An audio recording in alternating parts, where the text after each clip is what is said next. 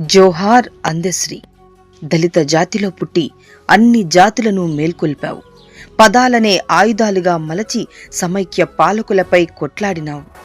తెలంగాణ రాష్ట్రం కోసం సర్వం త్యాగం చేశావు.